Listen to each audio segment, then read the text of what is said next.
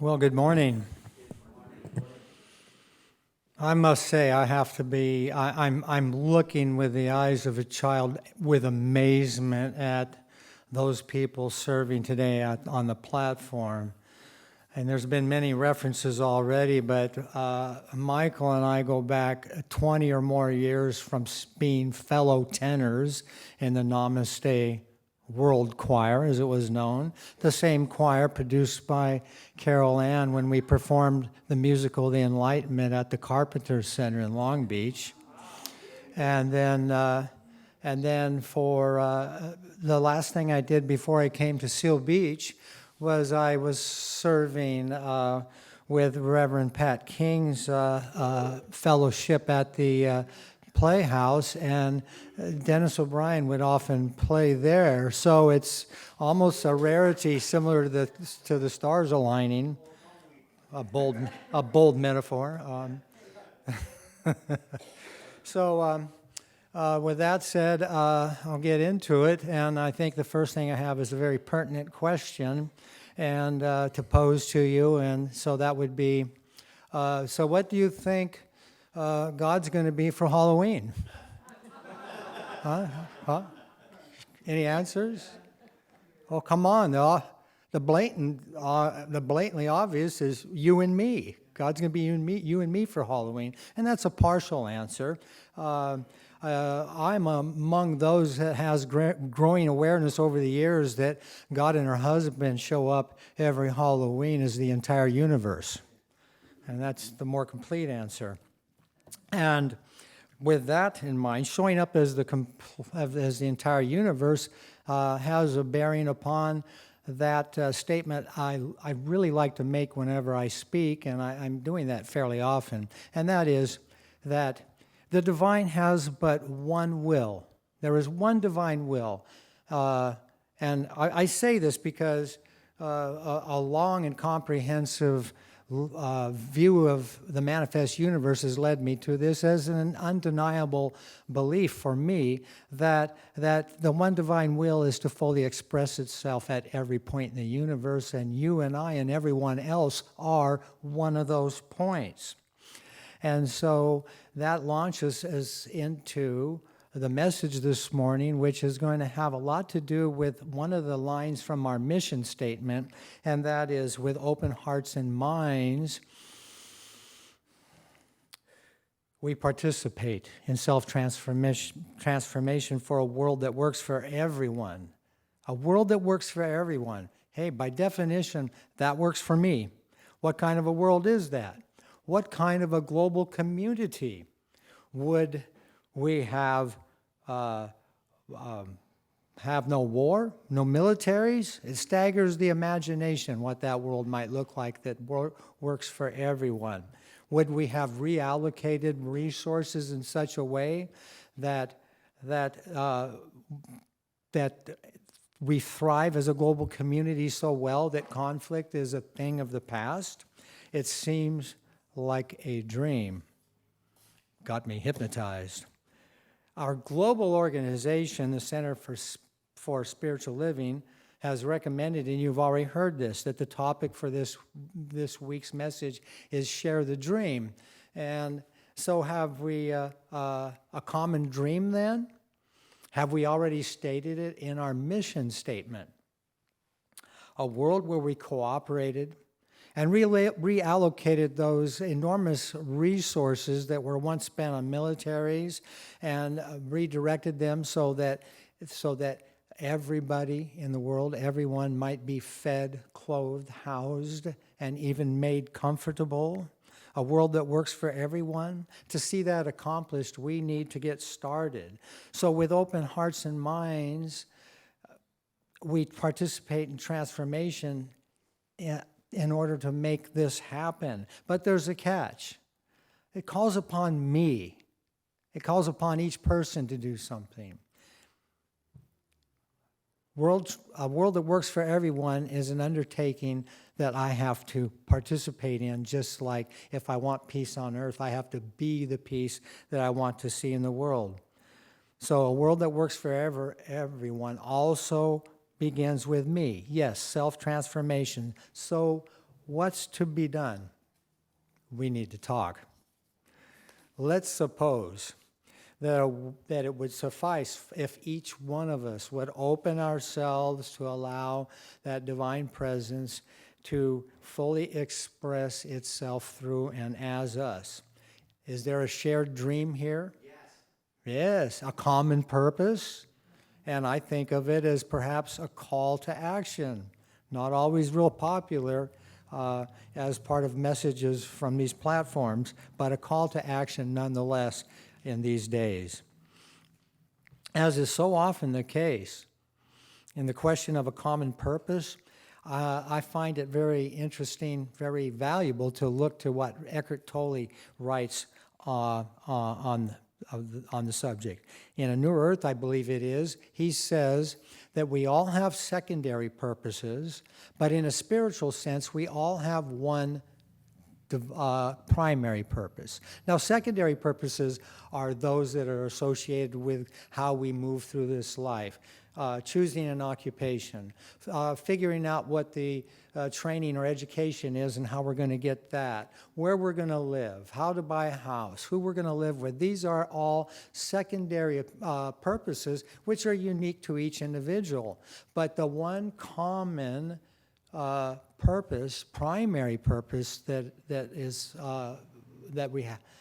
ours, is to allow the divine presence or God to fully be itself here where I am, allow it to freely express.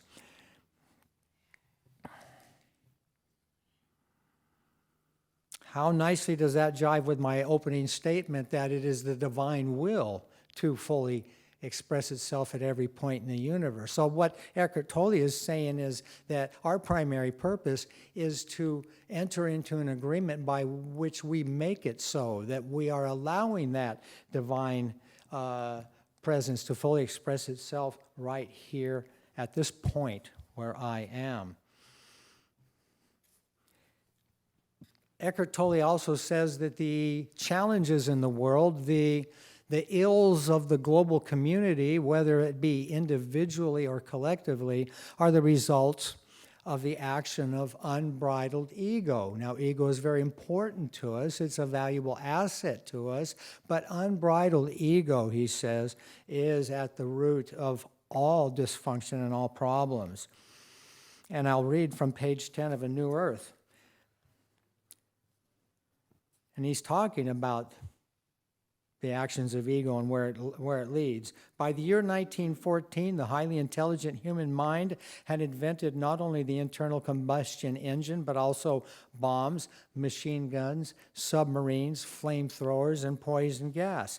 Intelligence in the service of madness. 10 million human beings killed and many more maimed or disfigured, driven by greed, ignorant of their connectedness to the whole. Humans persist in behavior that, if continued unchecked, can only result in their own destruction. Now, that's a bleak prospect, but it is sometimes bleak prospects which serve as a motivational factor to leave behind old ways of doing things and try something different and, by the way, evolve. The collective manifestations of the insanity that lies at the heart of the human condition constitute the greater part of human history, he writes. It is to a large extent a history of madness. If the history of humanity were the clinical case history of a single human being, the diagnosis would have to be chronic paranoid delusions, a psychological propensity to commit murder and acts of extreme violence and cruelty against his perceived enemies, which are his own consciousness projected outward. Criminally insane, with a few brief lucid intervals. Fear, greed, and the desire for power are the psychological motivating forces not only behind warfare and violence between nations, tribes, religions, and ideologies, but also the cause of incessant conflict in personal relationships. It is important to realize, however, that fear, greed, and the desire for power are not the dysfunction that we are speaking of, but are themselves created by the dysfunction, which is a deep-seated collective delusion that lies within the mind of each human being. And I'll say, having read the book a number of times, he is talking about our egos. A number of spiritual teachings tell us to let go of fear and desire, but those spiritual practices are usually unsuccessful. They haven't gone to the root of the dysfunction. And here we're going to get to the real key. Trying to become a good or better human being sounds like a commendable and high-minded thing to do, yet it is an endeavor you cannot ultimately succeed in unless there is a shift in consciousness. This is because it is still part of the same dysfunction, more subtle and rarefied form of self-enhancement, a desire for more and strengthening of one's conceptual identity. And finally, you do not become good by trying to be good, but by finding the goodness that is already within you and allowing that goodness to emerge. That is clarified on page 8, where he says, you cannot fight against the ego and win, just as you cannot fight against darkness. The light of consciousness is all that is necessary. You are that light. There's that verb to be again. We're going to see it many times in many tenses. You are that light. You are that goodness. You cannot be good by trying to be good. That's doing. Doing is not the path forward. Being that comes from introspection and meditation is the answer. You might recognize the words to a song. I'll see if I can remember the melody. Perhaps not. If I never had a penny, I'm as rich as Rockefeller. You know it yet? Gold dust under my feet on the sunny side of the street. The sunny side of the street is a metaphor for a way of being, a state of consciousness that we're talking about here that is the answer to those the ills of our global society.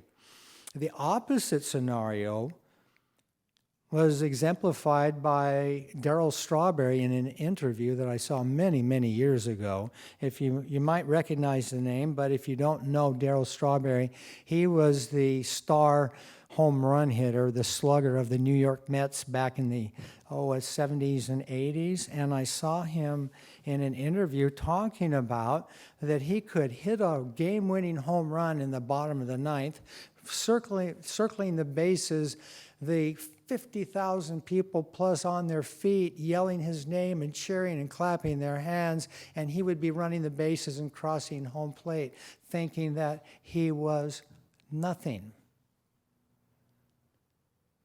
The world doesn't give it to me. The world doesn't give me the source of my joy, the source of my well-being. It's nice to have success. It's nice to have wealth.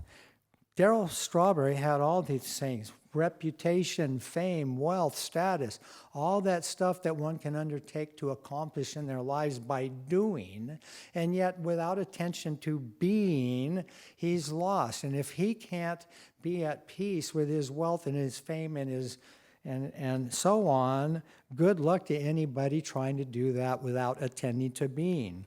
Reverend Howard Caesar from the Unity Church writes, we can only pile up so much. In the physical material world, it is also important that a person apply this law to those things of a higher nature or purpose than the world of form. I am speaking of attracting the attributes of being love, being peace, being joy, are the intangible dimensions of God's good that should not be forgotten but attracted to and built into one's consciousness.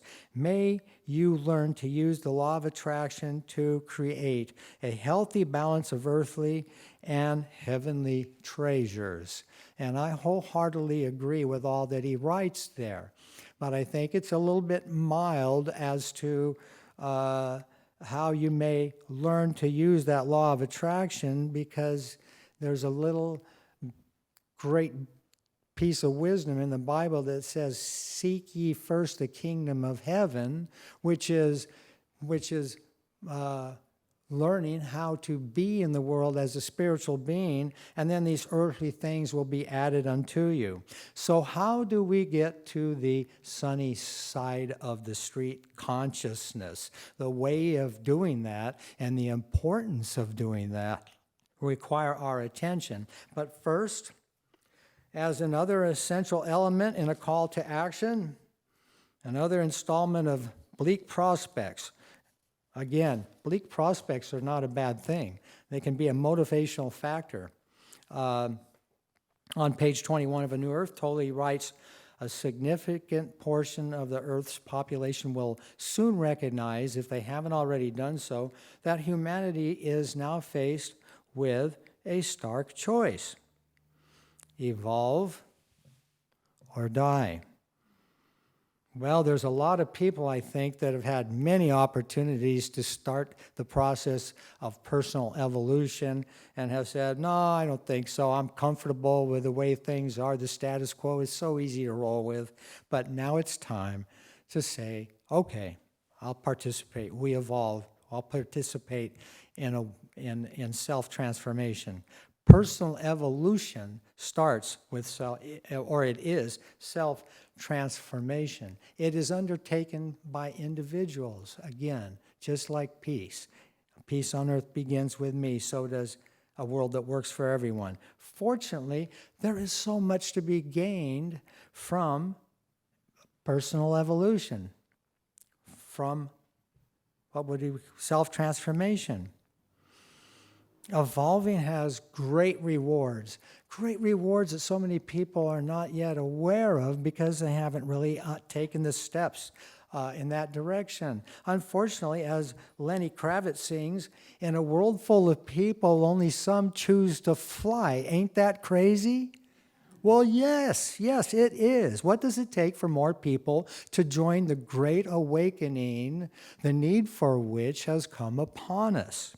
Roy Eugene Davis, in How to Use the Techniques of Creative Imagination, writes, "Many counselors and management spokesmen have come to the conclusion that only 5% of the population are possessed of sufficient self-discipline and the will to follow through to actually become permanently self-determined and self-sufficient." And to that I would add self-transformed. And oh, by the way, he wrote this in 1954. So I'm hoping that trend is like raised up from 5% and is continuing to grow, and I envision that.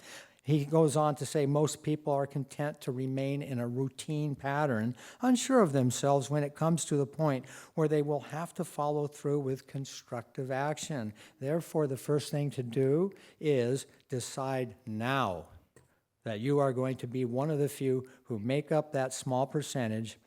Many are not fulfilled, but they are comfortable and getting along all right." Well, there is growing discomfort in the world today, is there not? Are we really comfortable with the state of affairs of the global community? A global community that hopefully is waking up to that motivational factor that it looks like we need to evolve, or I'm not even going to say the alternative. Choosing evolution is a no-brainer. Let's do it now, because yesterday is not an option. We all need to climb the same mountain. It's the mountain to enlightenment, to awakening. We're all on the same mountain. And I'm thinking of the late Tony Rice and Peter Rowan had a song called Perfection, where their chorus went, "We're all moving in the same direction. We're all moving in the same direction. We're all moving in the same direction. Perfection, hallelujah." Well, perfection is a state of being. There's that verb to be again. A state of being that we need to embrace, that we need to move toward. But we cannot accomplish this self-transformation and at the same time continue to be separate from God. We've all heard about that pair of opposites. On the one hand, unity or oneness, and on the other hand, separation. being separate from our source and creator must go. Okay, well, we've had enough of that as individuals and as a global society. I have a practical approach, and it involves a little exercise which may reveal to each person a starting point or something to work with as for moving in the direction of self-transformation. So what I'm going to ask you to do, hey, I'll do it with you. Take a deep breath and listen to these affirmations I'm going to read.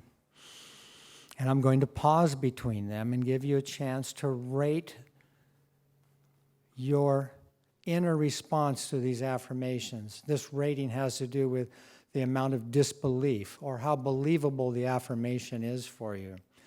If this affirmation sounds like, well, no way, that's not me at all, rate that as 1. 5 is, oh, absolutely. Yeah, I embrace that divine attribute as myself. That is me all over. So I'll begin. And remember, I think it's good to make particular note of those attributes with which you get the lowest ratings or scores. So we begin. I am love.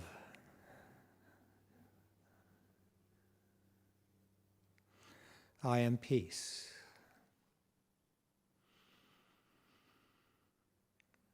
I am abundance.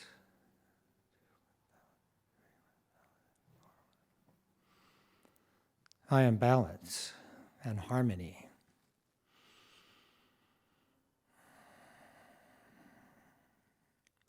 I am joy.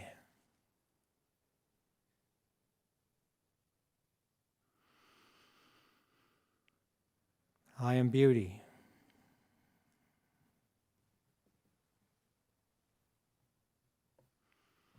I am order.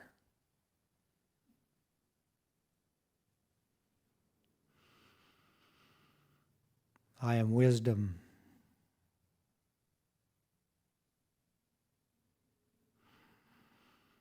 I am perfection.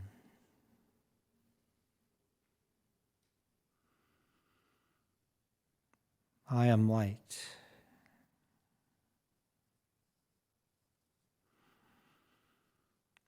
I am truth.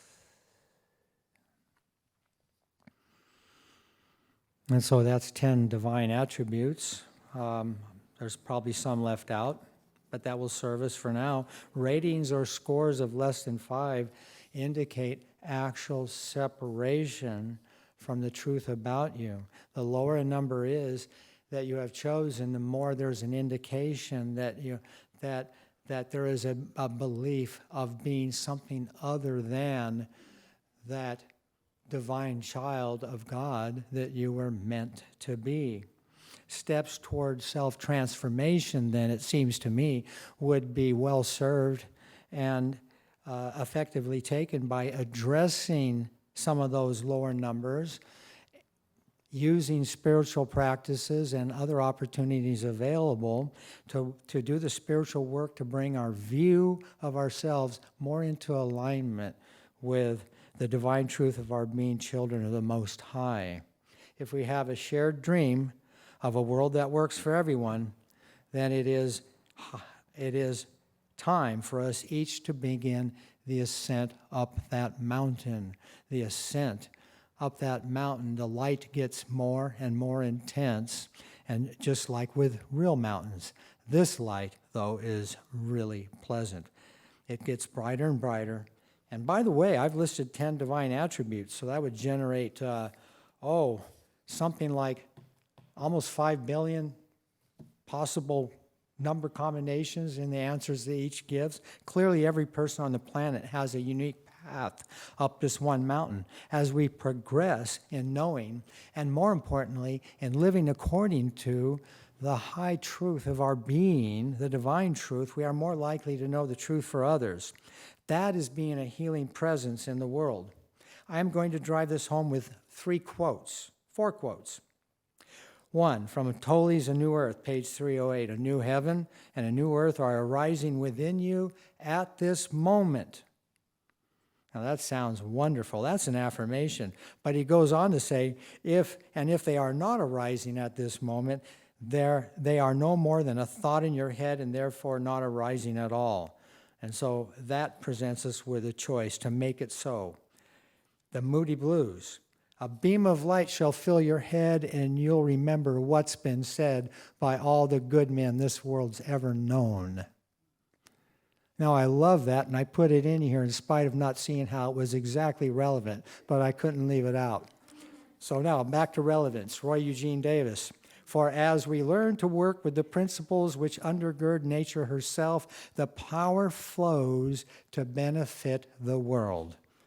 And speaking of the law of cause and effect, Ernest Holmes says in his textbook on page 301, God has given us a power, and we must use it. We can do more towards saving the world by proving this law than all that charity has ever given to it.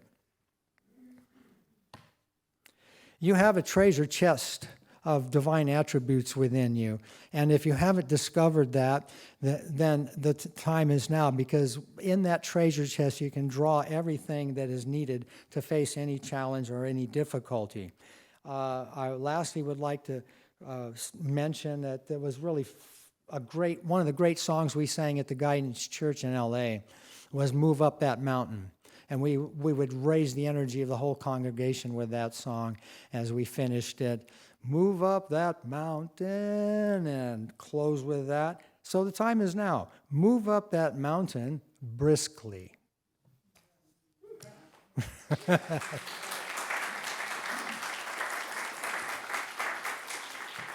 Well, thank you, and I think it's a good time for prayer. And so I invite each person here just to breathe deep and relax into that divine presence in which we each move and live and have our being, and accept that divine presence so fully itself right here now at this point in the universe where I am. I acknowledge that divine presence as holding all things, all answers, all solutions. It is there for the taking to those who awaken to it. And I am seeing a world where the numbers are growing who realize that the old ways of doing things need to be put behind, as if we're going to experience a new earth that has peace on earth, goodwill toward all men, and a world that works for everyone in this shared dream. I am acknowledging that this path forward is made clear by the wisdom and the harmony and balance which are a part of our being to our very cores, and that we are guided to do what needs to be done to face these days. And that is encouraging. It gives me confidence in the future. I'm just going to embrace a wonderful future for myself and my global community, and I allow it to be, and so it is. Thank you. So it is.